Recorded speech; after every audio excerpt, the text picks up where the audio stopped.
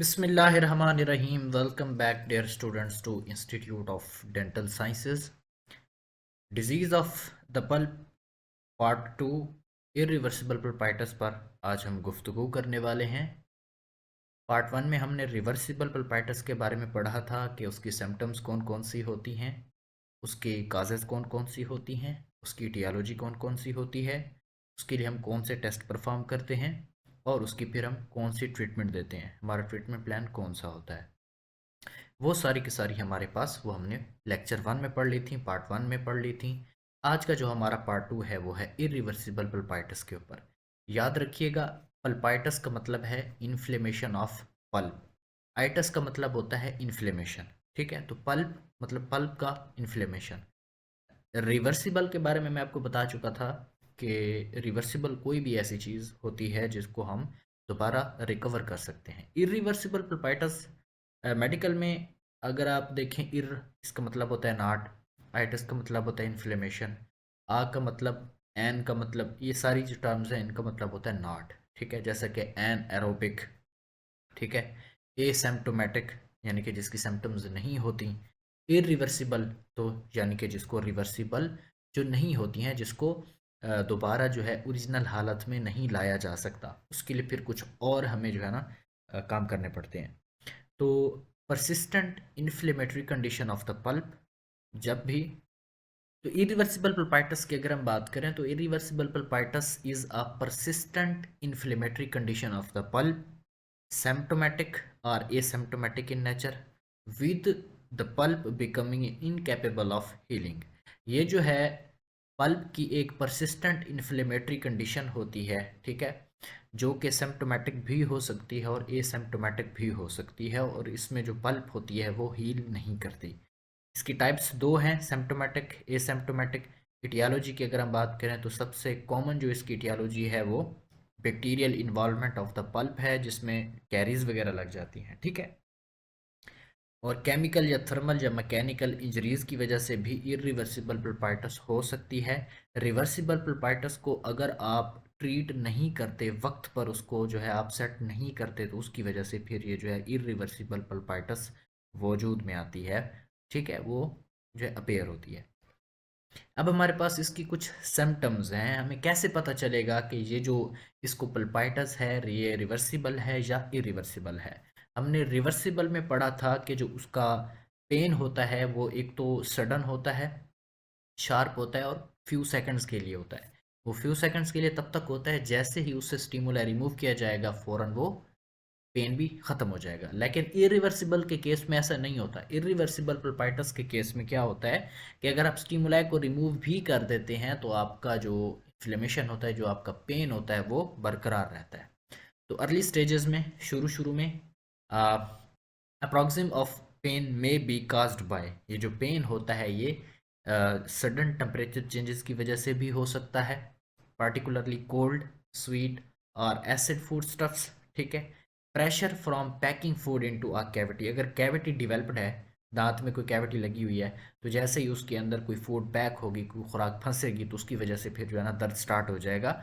या फिर जो है रात के टाइम, या जब पेशेंट सोने लगता है तो, या जैसे ही लेटने लगता है, तो उसको बहुत ज़्यादा दर्द जो है ना शिद्दत से महसूस होता है, which results in congestion of the blood vessels of the pulp, जिसकी वजह से जो ब्लड वेसल्स, पल्प की जो ब्लड वेसल्स होती हैं वो कंजेस्टेड हो जाती हैं, उनमें कंजेस्शन हो जाती है ब्लड की। ठीक है, pain persist for several minutes, pain जो होता है, ये जो दर्द होता है वो कुछ मिनटों तक जारी रहता है।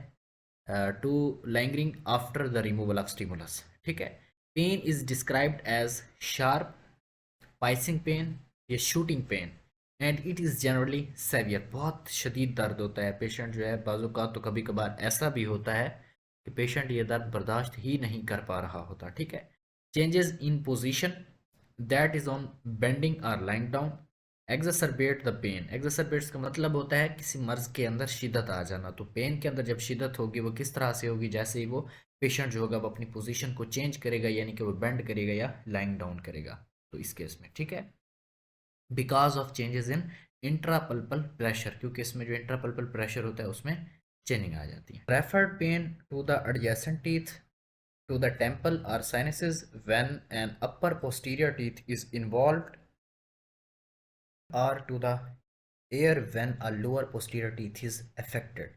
इसमें ये होता है कि जो दांत पेन होता है ना, वो रेडिएटिंग टाइप रेफर्ड पेन जो है ना महसूस होता है। इस तरह से महसूस हो रहा होता है जैसे ये जो दर्द है ये साथ वाले दांत में भी हो रहा है, या ये जो है कान की तरफ जा रहा है, साइनसेस की तरफ जा रहा है। ठीक है, जो है ना, इसी तरह पेशेंट बता नहीं सकता कि ये जो दांत है मुझे एग्जैक्टली कहाँ पे हो रहा है। Later stages pain is severe described as boring, gnawing और थ्रोबिंग पेन। ठीक है। नॉक्टर्नल पेन, रात के वक्त जैसे ही पेशेंट सोने लगता है ना, तो जैसे ही सोता है, ये जैसे ही अपनी पोजीशन चेंज करता है, बेंड करता है, थोड़ा सा जो है ना नीचे की तरफ झुकता है, तो ये पेशेंट बहुत ज़्यादा इस पेशेंट को बहुत ज़्यादा पेन जो है ना फिर फील हो जाता है। ठीक है, तो उस वजह से भी इसको जो है ना ये बहुत इरिटेट फील होता है, विच इज़ इनटॉलरेबल, जो नाकाबिले बर्दाश्त होता है। ठीक है। Typical periodontitis is absent accept in the later stages. ठीक है। लेटर स्टेजेस के अलावा पहली जो हमारे पास अर्ली स्टेजेस होती हैं उसमें जो क्या होता है, एपिकल पेरियोडोंटाइटिस होता है। नीचे जो एपिकल पोर्शन में जो हमारे पास एब्सिस बनता है वो नहीं होता। व्हेन इन्फ्लेमेशन और infection extend to the periodontal ligament, abscess उस वक्त बनेगा जब हमारे पास इन्फेक्शन या इन्फ्लेमेशन है वो पेरियोडोंटल लिगामेंट को क्रॉस करेगी। ठीक है। अब हमारे पास इसकी डिग्नोसिस, डिग्नोसिस की अगर हम बात करें तो डिग्नोसिस जो है ये हमारे पास बेसिकली जो है ना क्लिनिकल टेस्ट इसमें कुछ हम परफॉर्म करते हैं, जिसमें हमारे पास सबसे पहले हम पेन को देखते हैं। जब भी हमारे पास पेशेंट आता है हम सबसे पहला काम करते हैं पेन देखते हैं। पेन में क्या होता है, पेन में बी माइल्ड टू सेवियर। जो पेन होता है वो मिल्ड टू सेवियर भी होता है, और इवन एक्सक्रूशिएटिंग थ्रोबिंग, या उसके अलावा पेन जो होता है एक्सक्रूशिएटिंग थ्रोबिंग पेन भी होता है। Is generally diffuse and readily not localised by the patient. Diffused होता है, पेशेंट की तरफ से लोकलाइज्ड नहीं होता। Pain lingers after the primary irritant has been removed, pain may be referred to the other areas. ठीक है। विजुअल एग्जामिनेशन में क्या होगा, विजुअल एग्जामिनेशन में हम देखते हैं कि पल्प तक, विजुअल एग्जामिनेशन में हम देखते हैं कि जो जो कैविटी होती है क्या वो पल्प तक डीपली तो नहीं गई हुई, या डिके अंडर रेस्टोरेशन, जो हमने रेस्टोरेशन लगाई है उसके अंडर कोई डिके वगैरह तो नहीं है। Percussion, TTP. ठीक है। Tenderness implies an increased intrapulpal pressure. जैसे ही दांत के ऊपर टीटीपी किया जाएगा, जैसे ही दांत के ऊपर हम हल्की सी ठोकर लगाएंगे, हल्का सा उसको टच करेंगे, तो वो हमें रेस्पॉन्स देगा। पेशेंट बोलेगा कि मुझे जो है ना दर्द हो रहा है, दर्द हो रही है। ठीक है। क्यों? क्योंकि इसकी वजह से जैसे ही हम टेंडरनेस उसके दांत के ऊपर इम्प्लाई करते हैं तो इंट्रापल्पल प्रेशर जो होता है वो इंक्रीज हो जाता है। तो जैसे ही वो इंट्रापल्पल प्रेशर जो होता है इंक्रीज होता है, तो उसकी वजह से फिर हमारे पास क्या होता है, एक रिस्पॉन्स आता है पेन की शक्ल में। ठीक है। As a result of hyperactive exudative या acute inflammatory tissue, widening of the PDLs, जो हमारे पास पीडियल स्पेस होती है, पेरियोडोंटल लिगामेंट की जो स्पेस होती है वो वाइडनिंग, वाइड हो जाती है। ठीक है। Without percussion tenderness implies a non painful state. ठीक है। रेडियोग्राफ में क्या होता है कि रेडियोग्राफ में कोई सिग्निफिकेंस चीज़ें नज़र नहीं आती। हाँ, अगर कैविटी जहाँ तक फैली हुई है तो कैविटी आपको उतनी नज़र आएगी। अगर कोई एपिकल एब्सेस मौजूद होगा तो वो भी आपको बता देगा। अगर पीडीएल के अंदर किसी किस्म की कोई मसला आ रहा है तो उसमें भी वो आप इसमें इसको देख सकते हैं, आप इसको देख सकते हैं। So may not show anything of significance, may disclose an interproximal cavity or carries under a filling threatening the integrity of the pulp. अब है विटेलिटी टेस्ट। विटेलिटी टेस्ट में हमारे पास सबसे पहले थर्मल टेस्ट। थर्मल टेस्ट में respond in same as reversible pulpitis. Thermal test जो होता है रिवर्सिबल पल्पाइटिस की तरह रिस्पॉन्स कर सकता है, लेकिन जो पेन होगा वो परसिस्ट होगा after the stimuli is removed. लेकिन इसमें जो क्या होगा, पेन होगा वो स्टिमुलस के रिमूव करने के बावजूद भी रहेगा। एज पल्पल इन्फ्लेमेशन प्रोग्रेस, जैसे जैसे पल्पल इन्फ्लेमेशन प्रोग्रेस करेगी, heat will intensify the responses, जो हीट होगी वो रिस्पॉन्सेज को इंटेंसिफाई करेगी, क्योंकि it has an expensive effect on the blood vessels, क्योंकि इसका ब्लड वेसल्स के ऊपर बड़ा इफेक्ट होता है, टिश्यूज़ के ऊपर बड़ा इफेक्ट होता है। और gases products of the proteolysis, cold will tend to relieve the pain. जो कोल्ड होगा ना, कोल्ड, ठंडे पानी का इस्तेमाल करके या ठंडी चीज़ का इस्तेमाल करके इरिवर्सिबल पल्पाइटिस के पेन को रिलीव दिया जा सकता है, उसको कम किया जा सकता है in advanced stages of pulpitis, because it has a contractile effect on the remaining central और apical functioning functional vascular bed reducing the intrapulpal pressure. ठीक है, इसमें ये होता है कि जो पेशेंट होता है इरिवर्सिबल प्रोपाइटिस के अंदर, उसको ठंडे पानी से आराम आ रहा होता है, यानी कि वो ठंडा पानी जब तक या ठंडी चीज़ मुंह में रखेगा, उस दांत के ऊपर रखेगा, तब तक तो उसको आराम रहेगा, अदरवाइज फिर जो है ना, वरना वो तकलीफ में रहेगा। जबकि रिवर्सिबल प्रोपाइटिस में ठंडा उसको लग जाता है। ठीक है, उसके बाद electrical pulp test. Electric pulp test जो है ये एक रेस्पॉन्स है to less current may be expected in early stages. Early stages के अंदर जो है ना लेस करंट जो है ना अप्लाई किया जाता है, लेस करंट टेस्ट अप्लाई किया जाता है because of low threshold of periapical fibres. ठीक है, as the tissue becomes more necrotic more current is required. जितना जितना हमारे पास, याद रखिएगा, जितना जितना हमारे पास टिश्यू नेक्रोज होता जाएगा, उतनी ही मिकदार हमें करंट की बढ़ानी पड़ेगी। This test may not be diagnostic in advanced cases of acute pulpalgia. ठीक है, because of mixed responses, particularly multi rooted tooth. Histopathology की अगर हम बात करें तो इरिवर्सिबल पल्पाइटिस की histopathology has both acute and chronic inflammatory changes. इसके अंदर क्रोनिक और इन्फ्लेमेटरी चेंजेस होते हैं। कॉन्टिन्यूस वेजोडाइलेशन, वेजोडाइलेशन कॉन्टिन्यूस होती है। Accumulation of oedema fluid in the connective tissue surrounding the टिनी tissues. जो टिनी टिश्यूज को सराउंडिंग किए होते हैं कनेक्टिव टिश्यू, उनके अंदर एडिमा फ्लूइड की अकामुलेशन होना स्टार्ट हो जाती है। White blood cell collection may be found beneath the area of the carious penetration. जो हमारे पास blood cell, white blood cells WBCs होते हैं, ठीक है, उनकी कलेक्शन जो है वो कैरियस पेनिट्रेशन के एरिया के नीचे आपको नज़र आ सकती है। ठीक है, और जिस तरह आपको पिक्चर में भी नज़र आ रहा है, ओडोंटोब्लास्ट सेल्स जो होते हैं वो डिस्ट्रॉय हो जाते हैं। Localised destruction of the pulp,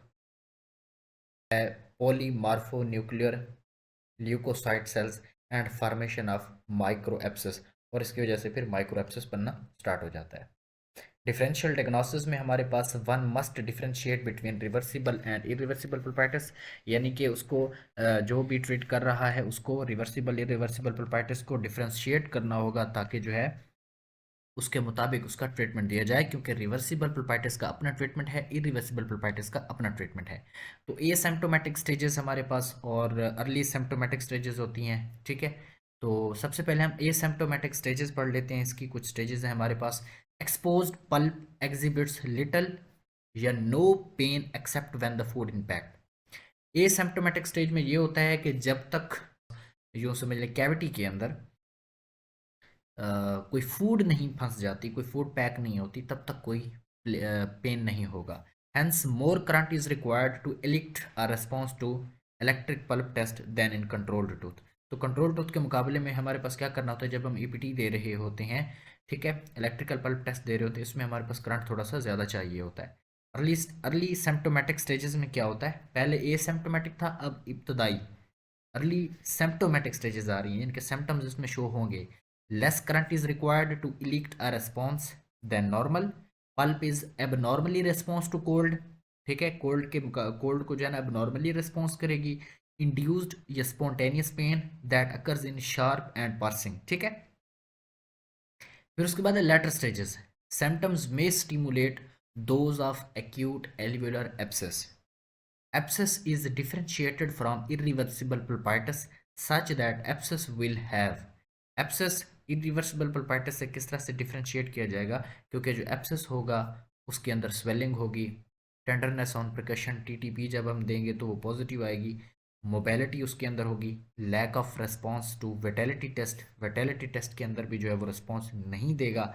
symptoms या सिस्टमेटिक सिम्टम्स फीवर या नाउजिया उसको हो सकता है। ट्रीटमेंट क्या है, ट्रीटमेंट में हमने क्या करना होता है, इसकी पल्पेक्टमी करनी होती है या कंप्लीट रिमूवल ऑफ पल्प करनी होती है। ठीक है, and the placement of an intracanal medication, और हमने इंट्राकेनाल मेडिकेशन रखनी होती है जो कि डिसइंफेक्टेंट या ऑप्ट्यूडेंट के तौर पर काम करती है। Extraction should be considered if tooth is unrestorable. अगर दांत हद से ज़्यादा ख़राब हो चुका है तब हम एक्सट्रैक्शन की तरफ जाएंगे। प्रोग्नोसिस में क्या है, favourable if the pulp is removed and the tooth undergoes proper endodontic therapy and restoration. Prognosis में क्या होता है कि इसमें जो है ना, जो हमारे पास पल्प खराब हो चुकी है तौर पर रिमूव किया जाए और एंडोडोंटिक थेरेपी दी जाए और उसको रेस्टोरेशन दी जाए। तो इंशाल्लाह नेक्स्ट में हम पढ़ेंगे इंटरनल रिजॉर्प्शन। तब तक के लिए अल्लाह निगहबान, अल्लाह हाफिज़।